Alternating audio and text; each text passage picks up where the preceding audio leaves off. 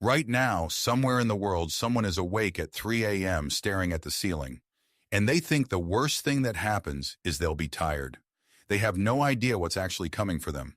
Sleep isn't rest, it's maintenance. The only time your body gets to run repairs on a system that never stops.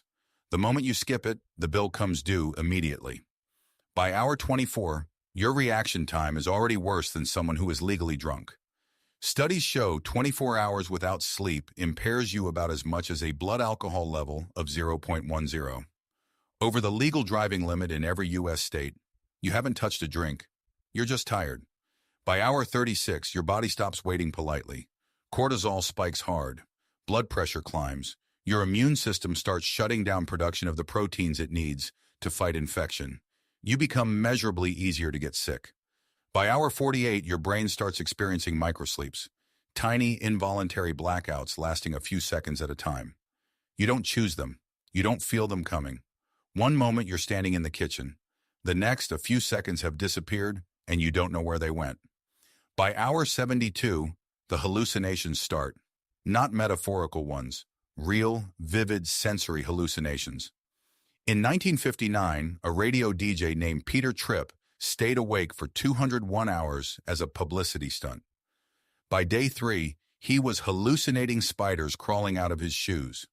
By day 8, he couldn't tell if he was Peter Tripp at all. He believed doctors monitoring him were trying to bury him alive. Sleep isn't optional maintenance. It's the thing keeping you tethered to reality. Here's why it breaks down this fast. While you sleep, your brain runs a cleaning cycle called the glymphatic system. It flushes out metabolic waste, including beta amyloid, the same protein linked to Alzheimer's disease. Skip enough nights and that waste just sits there, builds up, clogs the machine. Your brain also can't properly file memories without sleep. Information gets moved from short-term storage into long-term storage while you're unconscious. Skip that step enough times and the day basically never happened to your brain at all. You experienced it. You just never saved it. Your body pays too. Growth hormone, responsible for repairing tissue and muscle, is released almost entirely during deep sleep. Blood sugar regulation falls apart within days.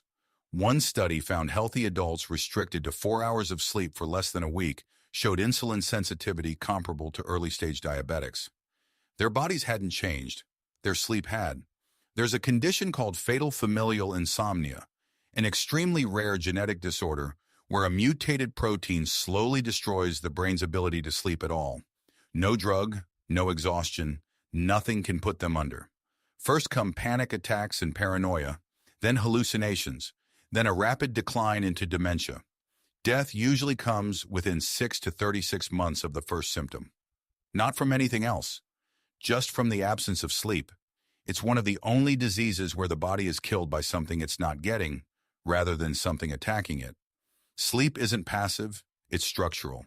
Remove it completely and a human being dies, the same way they die without water, just slower and stranger, with their own mind turning against them on the way out. The longest documented case of voluntary sleep deprivation is Randy Gardner, a 17-year-old who stayed awake 11 days straight in 1964 as a science fair project. By the end, he couldn't complete simple sentences. He forgot what he was in the middle of saying.